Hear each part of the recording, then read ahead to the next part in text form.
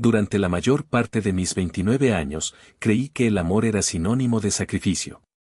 No de una manera poética, sino de una forma práctica y tangible. Creía que mi papel en el mundo, y especialmente en mi familia, era ser el pilar fuerte y silencioso sobre el que todos podían apoyarse. Era una carga que acepté con un extraño orgullo, una especie de medalla invisible que yo mismo me había colgado. Como el hijo mayor, sentía que era mi deber.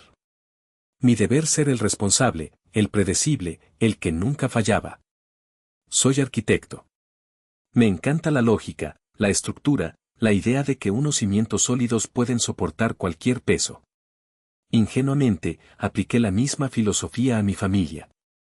Mis padres, Marta y Ricardo, siempre habían tenido una especie de ansiedad social, una obsesión con el que dirán que los llevó a vivir ligeramente por encima de sus posibilidades. Mi hermano menor, Raúl, 4 años más joven que yo, era la personificación de sus sueños. Carismático, despreocupado y artísticamente dotado, él era el proyecto en el que invertían todo su capital emocional. Yo, en cambio, era la inversión segura, el bono del tesoro que garantizaba que las luces siguieran encendidas. Cuando mis padres quisieron comprar la casa en la que viven ahora, su crédito no era suficiente. Sin dudarlo, me ofrecí como cofirmante. Tenía 25 años. Recuerdo la mano de mi padre en mi hombro, pesada y agradecida. Recuerdo las lágrimas de mi madre mientras decía, sabía que podíamos contar contigo, Adrián. Eres la roca de esta familia. Esas palabras resonaron en mí durante años, la justificación para cada cheque que firmé, para cada favor que hice. El mayor de esos favores fue el supuesto máster de Raúl en el extranjero.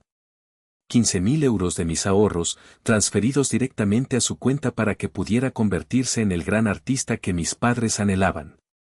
Sobre la chimenea de su salón, todavía descansa una foto de Raúl con toga y birrete, sonriendo frente a un edificio universitario genérico. Una imagen que, en su momento, me llenó de un estúpido orgullo fraternal. Era la prueba de que mi sacrificio había valido la pena.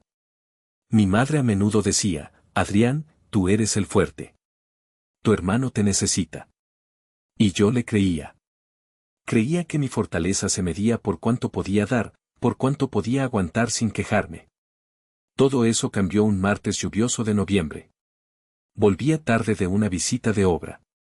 La carretera estaba resbaladiza, las luces de otro coche me cegaron y luego solo hubo un estruendo metálico y un dolor agudo y cegador en mi pierna izquierda. Cuando recuperé la conciencia, estaba en una ambulancia, con el sonido de la sirena perforándome los oídos. Lo primero que hice, con la voz temblorosa y el cuerpo dolorido, fue llamar a mi madre. Mamá, susurré al teléfono, tuve un accidente, estoy en el hospital. Hubo un silencio al otro lado, seguido de un susurro ahogado a mi padre. Luego, la voz de mi madre volvió, teñida de una preocupación que sonaba, extraña. Distante. Hijo. ¿Pero estás bien? ¿Es grave? Justo ahora nos preparábamos para salir. Creo que me rompí la pierna, dije, tratando de que mi voz no se quebrara. Otro silencio. Más murmullos. Y entonces, la frase que demolió los cimientos de mi mundo. Hijo, qué contratiempo, dijo, y la palabra contratiempo se me clavó como un cuchillo. Escucha, tu padre y yo estamos por salir a la gala de Raúl. Le dan el premio al joven emprendedor del año. Es importantísimo para la imagen de la familia, nos ha costado mucho conseguir las invitaciones. No podemos faltarle. Te llamamos en cuanto podamos. Sé fuerte. Y colgó. Me quedé mirando el teléfono en mi mano, luego el techo blanco y estéril de la sala de emergencias. El dolor de mi pierna era insoportable, pero palidecía en comparación con el vacío helado que se abrió en mi pecho. No era la roca de la familia. Ni siquiera era una prioridad. Era un contratiempo. Un obstáculo en su noche perfecta. Y en ese silencio ensordecedor, por primera vez en mi vida, la estructura que tan cuidadosamente había ayudado a construir comenzó a derrumbarse. La primera persona que vi cuando me instalaron en una habitación fue a mi novia, Sofía. Entró corriendo, con el rostro pálido por el pánico y los ojos llenos de lágrimas. Me abrazó con un cuidado infinito, como si estuviera hecho de cristal. Su preocupación era tan real, tan visceral, que creó un contraste brutal con la llamada de mis padres. ¿Dónde están?, preguntó, mirando a su alrededor, esperando verlos aparecer en cualquier momento. Tenían algo importante, respondí, y el sabor amargo de la mentira me llenó la boca.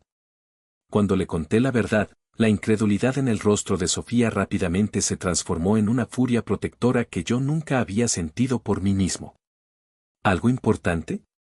Más importante que su hijo con una pierna rota en el hospital, siseó, su voz baja pero cargada de rabia.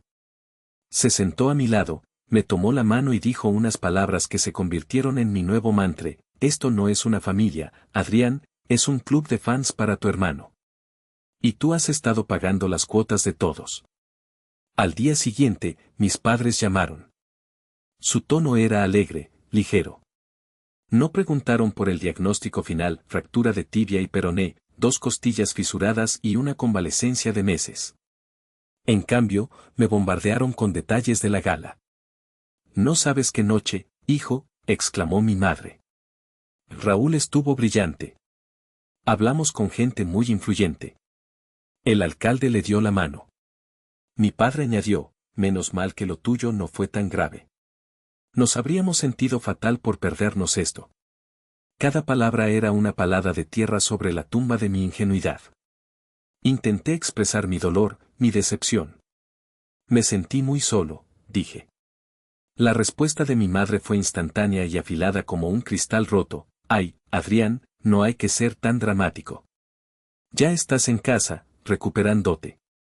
Lo importante es que todos estamos bien y que la familia sigue cosechando éxitos. La familia. No yo.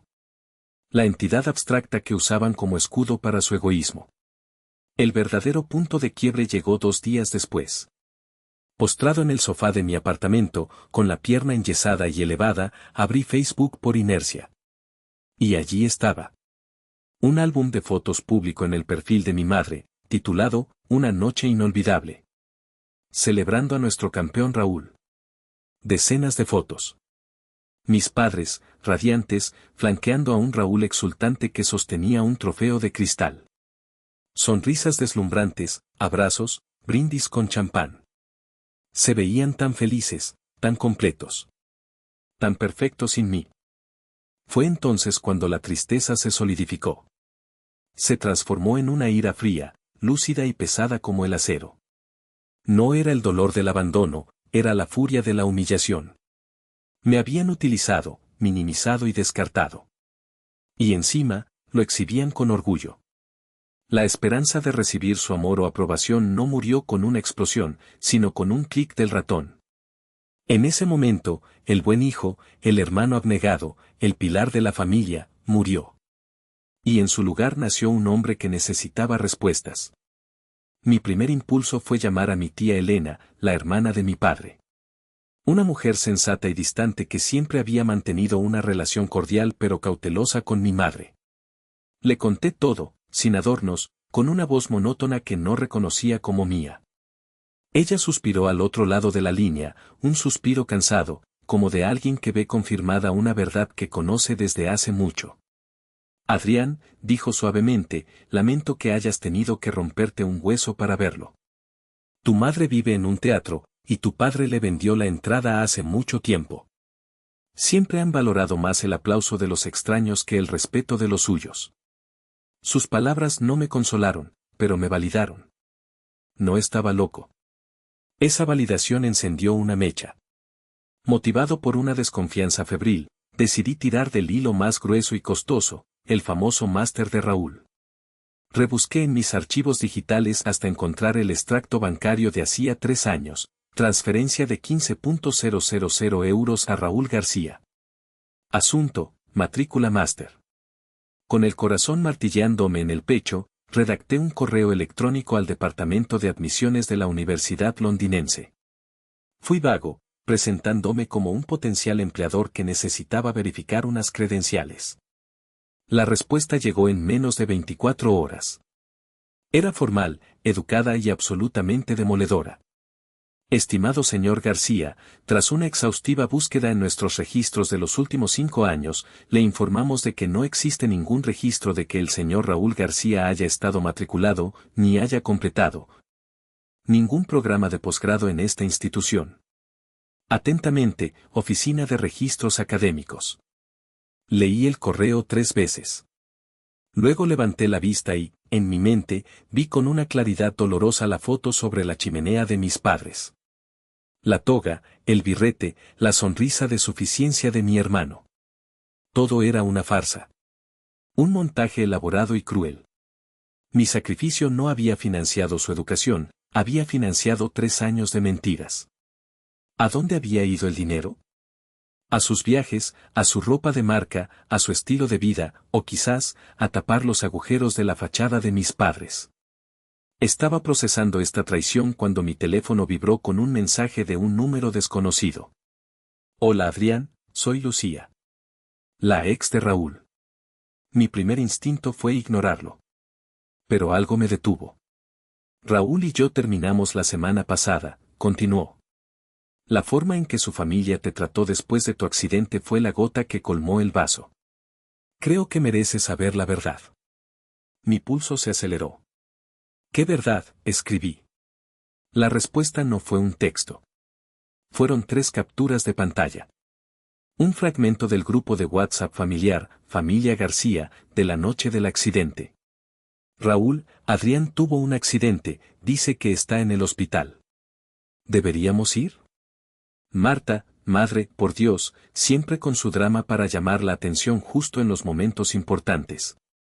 Es tu noche, hijo, no dejes que te la arruiné. Le diremos que estamos en camino y listo. Ricardo, padre, tu madre tiene razón.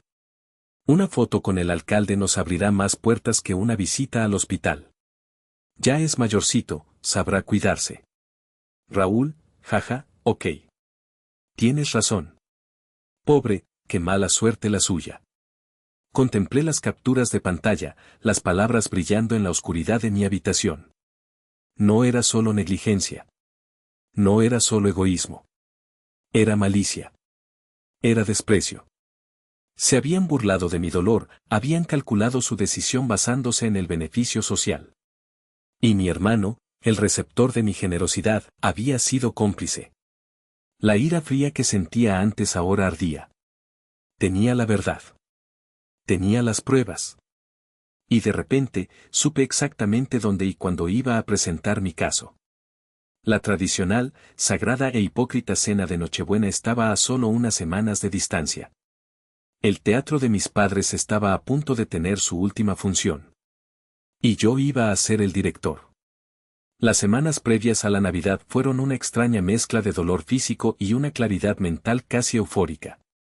Por primera vez en mi vida, no estaba reaccionando a los caprichos de mi familia, estaba actuando. Mi primer paso fue contactar a un abogado.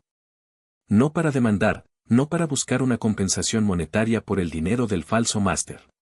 Mi objetivo era más grande, más fundamental, quería mi libertad. Quiero saber cuáles son mis opciones para desvincularme de la hipoteca de la casa de mis padres, le dije al abogado, un hombre de aspecto serio llamado señor Méndez. Me explicó el proceso, complejo pero no imposible. Sentí un poder inmenso al saber que existía una salida legal, una forma de cortar el último y más grueso cordón umbilical que me ataba a ellos. Ese conocimiento se convirtió en mi armadura. Confirmé mi asistencia a la cena de Nochebuena con una naturalidad que debió sorprender a mi madre. ¡Qué alegría, hijo! Sabía que entenderías que todo lo que hacemos es por la familia, dijo por teléfono, su voz rebosante de alivio condescendiente. Colgué con una sonrisa gélida. Entendía mucho más de lo que ella jamás podría imaginar. Llegué a la casa de mis padres la noche del 24 de diciembre. El olor a pino y a pavo asado llenaba el aire. La casa estaba decorada con un esmero casi desesperado, cada adorno perfectamente colocado para la foto. Estaban todos, tíos, primos, los abuelos. Un público perfecto. Caminaba con una sola muleta, un recordatorio visible de la noche que lo empezó todo. Me recibieron con un entusiasmo exagerado. Mi padre me dio una palmada en la espalda, mi madre me besó la mejilla. Raúl me saludó con un «qué bueno verte en pie, hermano». Su hipocresía era tan densa que casi se podía tocar. Me senté a la mesa, intercambiando amabilidades con mis parientes, sintiéndome como un actor esperando su entrada en el último acto. Sofía estaba a mi lado, su mano apretando discretamente la mía bajo la mesa, dándome fuerza. La cena transcurrió entre risas forzadas y anécdotas vacías. Mis padres y Raúl eran el centro de atención, contando una y otra vez la historia del premio, embelleciéndola con cada repetición. Yo comía en silencio, observando, esperando el momento perfecto. Y el momento llegó, como sabía que lo haría, con el brindis. Mi padre se puso en pie, levantando su copa de champán, su rostro enrojecido por el vino y la autocomplacencia. «Quiero brindar», comenzó, su voz resonando en el comedor repentinamente silencioso. «Por lo más importante que tenemos, la familia. Por la salud, que nunca nos falte. Por la unión que nos hace fuertes. Y por el apoyo incondicional que siempre, siempre, nos damos los unos a los otros». Las copas de los demás comenzaron a elevarse. La mía se quedó sobre la mesa. «Papá», dije, mi voz tranquila pero cortante, atravesando el murmullo de aprobación. «Me encanta que hables de apoyo incondicional. De hecho, me gustaría compartir un ejemplo reciente con todos». Todas las cabezas se giraron hacia mí. El rostro de mi padre se congeló, la sonrisa petrificada. Mi madre me lanzó una mirada de advertencia. La ignoré. Me puse en pie, apoyándome en mi muleta. No había ira en mi voz, solo un frío y metódico aplomo. Estaba presentando mi caso. «Prueba A, la lealtad», comencé, mirando a mis tíos y abuelos. Hace poco más de un mes, tuve un accidente de coche bastante serio. Me rompí la pierna por 2 sitios. Mi primera llamada desde el hospital fue a mis padres. Su respuesta fue que tenían un contratiempo más importante, la gala de premios de Raúl. Me dijeron que fuera fuerte y colgaron. Un murmullo incómodo recorrió la mesa. Mi madre carraspeó. «Adrián, este no es el momento ni el lugar». «Al contrario, mamá», la interrumpí suavemente. «Este es el único lugar. Porque todos aquí creen en la imagen que proyectáis. Y es hora de ver lo que hay detrás del decorado». Saqué de mi chaqueta una hoja doblada. Era la copia de la transferencia bancaria. La desdoblé y la puse sobre la mesa. «Prueba B, la inversión», continué.